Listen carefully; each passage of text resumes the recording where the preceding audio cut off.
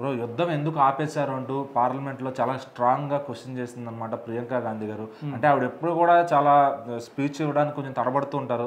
So మరి ఇక్కడ ఏదో మరి బాగా ప్రిపేర్ అయ్యి వచ్చినట్టున్నారు. మరి మోడీ గారు కూడా సమాధానం చెప్పలేని విధంగా క్వశ్చన్ అడిగారు, అందరం మాట్లాడుకుంటున్నారు. అసలు ఆవిడ ఏం అడిగారు అంటే సమాధానం చెప్పలేని విధంగా క్వశ్చన్ అడిగారని కాదు, ఆమె అడిగినటువంటి క్వశ్చనే అసలు సమాధానం దానికి వేస్ట్ అని కూడా చాలామంది అనుకుంటున్నారు. ఎందుకంటే ఎన్ని రోజుల పాటు ఓకే మీరు యుద్ధం ఎందుకు ఆపేశారు ఇంత సడన్గా క్వశ్చన్ చేస్తున్నారు కదా, మరి ఆపేసి ఇన్ని రోజులు అవుతుంది, ఇన్ని రోజుల పాటు ఎందుకు సైలెంట్గా ఉన్నారు? అది అడిగేది ఏదో వెంటనే అక్కడ యుద్ధం ఆపే ప్రభుత్వం, మన కేంద్ర ప్రభుత్వం యుద్ధం ఆపేసింది. మరి ఆ వెంటనే ఎందుకు మీరు ప్రశ్నించలేదు, ఆ వెంటనే ఎందుకు మీరు వచ్చి మాట్లాడలేదు?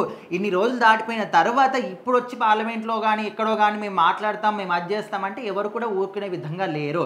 సో ముఖ్యంగా ఇప్పుడు ఎవరైతే బీజేపీలో ఉన్నారో వాళ్ళు కొంతమంది, అమిత్ షా గారు కావచ్చు, వీళ్ళందరూ కూడా అంటున్నారు మీరు ఉగ్రవాదులు చనిపోయారని చెప్పేసి మీ అమ్మగారు వీళ్ళందరూ కూడా కన్నీళ్లు పెట్టుకున్నారని చెప్పేసి మాట్లాడుతున్నారు కదా.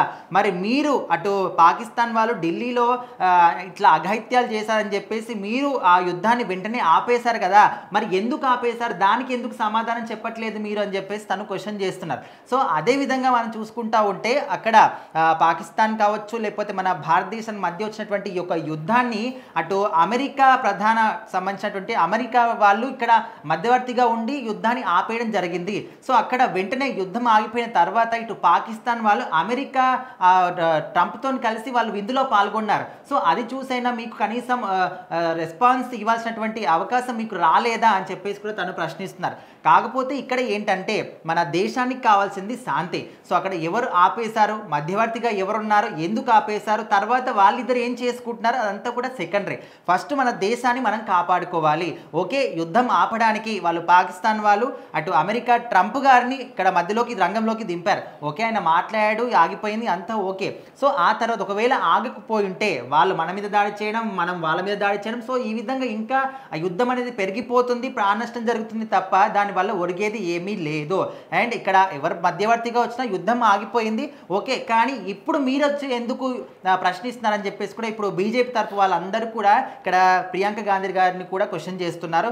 మరి ఓకే మీరు అడుగుతున్నారు, క్వశ్చన్ చేస్తున్నారు, ఓకే 100% రైట్ ఉంది. మరి ఎందుకు యుద్ధం ఆగిపోయిన వెంటనే నెక్స్ట్ డేనే ఎందుకు క్వశ్చన్ చేయలేదు, ఇన్ని రోజుల తర్వాత ఇప్పుడు వచ్చి ఎందుకు మాట్లాడుతున్నారని చెప్పేసి కూడా అడుగుతున్నారు. మరి దీనికి ప్రియాంక గాంధీ గారు ఏం చెప్తారు?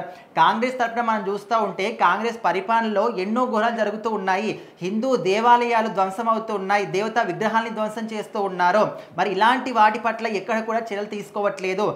ఎక్కడో వెళ్ళే బదులు ఇక్కడ మన తెలంగాణ రాష్ట్రంలో చూసుకుంటూ ఉంటే ఈ 5-6 నెలల్లో ఒక 4-5 గుళ్ళ మీద చాలా మటుకు దాడులు జరిగాయి, మొత్తం గుళ్ళనే కూల్చేస్తున్నారు. అయినప్పటికీ కూడా కాంగ్రెస్ ప్రభుత్వం ఏ ఒక్క చోట కూడా మాట్లాడట్లేదు.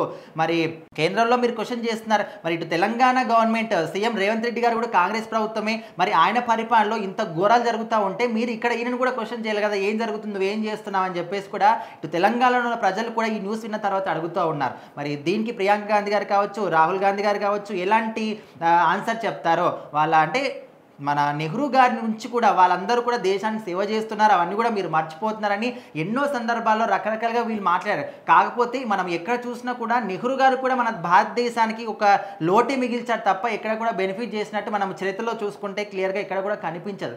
సో ఏదేమైనప్పటికీ యుద్ధం ఆపడానికి రీజన్ ఏంటనేది తను క్వశ్చన్ చేసే ముందు అసలు దాని వెనకాల ఉన్న రీజన్ ఏంటని మీరు తెలుసుకొని క్వశ్చన్ చేయండి అనే విధంగా కూడా అందరూ ఎదురు ప్రశ్నిస్తున్నారు.